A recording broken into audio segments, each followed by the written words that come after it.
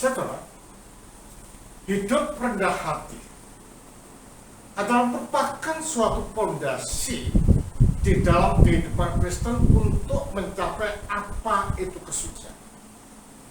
Karena dengan kerendahan hati di dalam kalbu setiap manusia, itu memberikan tempat bagi siapapun untuk mengutarakan, untuk menyampaikan pendapat dan juga perilaku seseorang di dalam kehidupan kita. Jadi kalau demikian, rendah hati adalah merupakan pangkal manusia bisa menampung Allah melalui rohnya di dalam energi supaya dituntun, supaya diterangkan, dan supaya kita dibawa di dalam lautan kasih ilahi. Nah, ini yang membedakan orang-orang Farisi. Ketika datang kepada Yesus mengatakan, aku beruntung bahwa aku bukan pezina, aku bukan orang pemungut cukai, aku juga telah memberikan persembahan atau perpuluhan dan berpuasa 1 minggu 2 kali, yaitu hari Senin dan juga Kamis.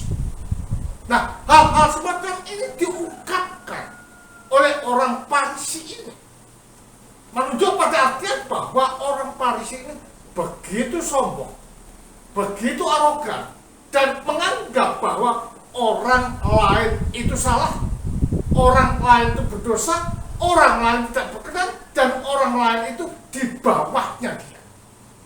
Nah, sifat-sifat semacam ini adalah sifat yang menuju kepada kehancuran itu sendiri. Karena apa?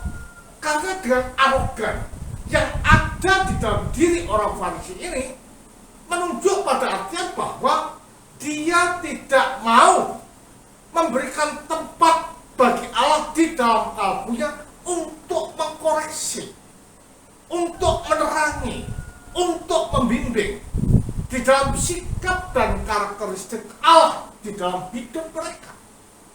Padahal kita tahu bahwa manusia itu adalah gambar dan rupa Allah,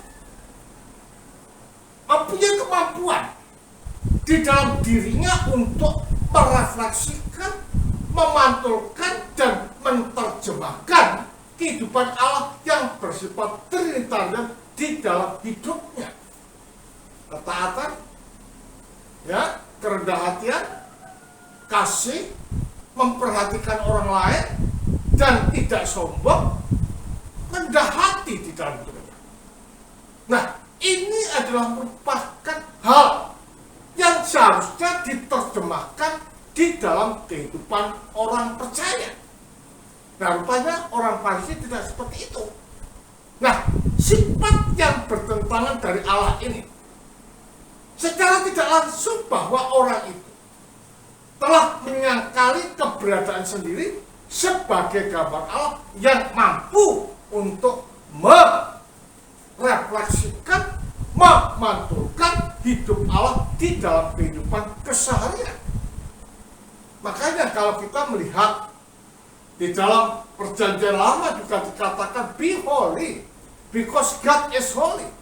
Artinya bahwa takdir kita ini selalu ditekankan, selalu diingatkan untuk supaya hidup jangan sembrono, jangan menyia-nyiakan hidup yang ada ini, tetapi gunakan hidup ini secara baik. Supaya apa? Supaya kita nanti tidak kecewa ketika kita menghadap Sang Khalik. Nah, karena itulah di dalam kehidupan orang percaya ini perlu senantiasa menyangka diri, termasuk sifat sombong, sifat arogansi, mau menanya sendiri, dan merasa suci. Ini harus dilibas di dalam kalbu kita. Supaya apa? Supaya kita mampu untuk memikul salib. Karena apa? Karena memikul salib itu adalah identik dengan penderitaan, identik dengan kesengsaraan, identik dengan dibully, dan identik dengan direndahkan serta difitnah oleh orang. Nah, kita sudah dapat menyangkal diri, memikul salib ini bisa. Sehingga ketika kita dibully, kita tidak membuli.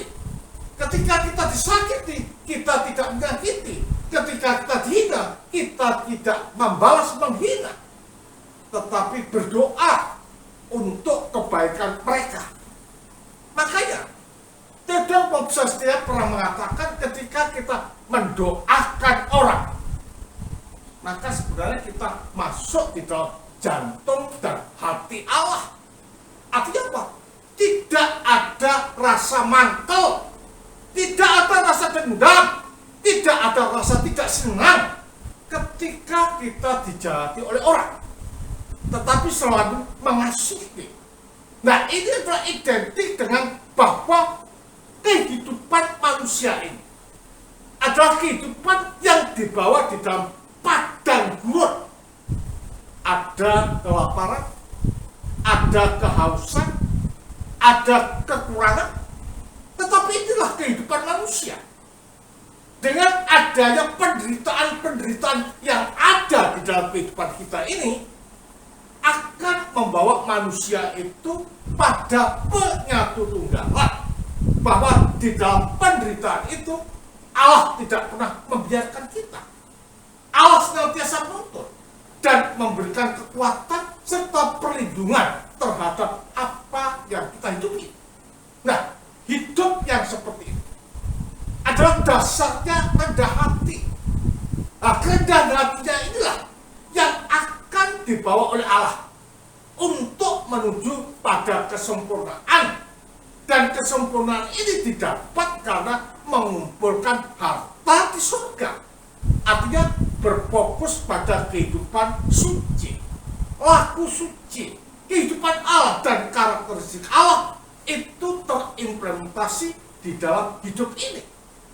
Nah, hidup yang senantiasa mefokuskan dan masuk di dalam kehidupan Allah inilah yang menjadikan kita tidak takut ketika roh itu meninggalkan tubuh dan kita menghadap sang Khalik. Tidak takut karena apa? Karena kita telah siap di dalam kalbu kita dengan hidup suci.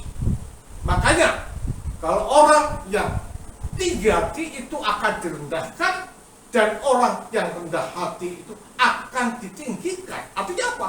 Akan dimuliakan, akan dihormati, dan akan menjadi berkat bagi orang lain yang dekat dengan kita. Dengan demikian, kehidupan orang Kristen ini adalah kehidupan yang mengemban Allah, yang merefleksikan dan menerjemahkan kehidupan Allah di dalam kehidupan kita keseharian. Dari sini kita dapat melihat bahwa di dalam Minggu Farisi ini kita diingatkan agar kita jangan meniru sifat Farisi, tetapi hendaknya kita mempunyai sikap yang rendah hati, kasih, dan senantiasa mengutamakan Allah di dalam kalbu kita. Karena itu adalah merupakan jaminan keselamatan, jaminan pembaruan, dan perlindungan, serta disucikan oleh Allah. Kehidupan kita harus ke sana. Jangan kita menyombongkan diri, tetapi tetaplah rendah hati, sebagaimana Allah itu telah rendah hati dalam keadaan apapun di dalam dirinya sendiri. Kemuliaan bagi siapapun, Sang Putra, Kristus Amin.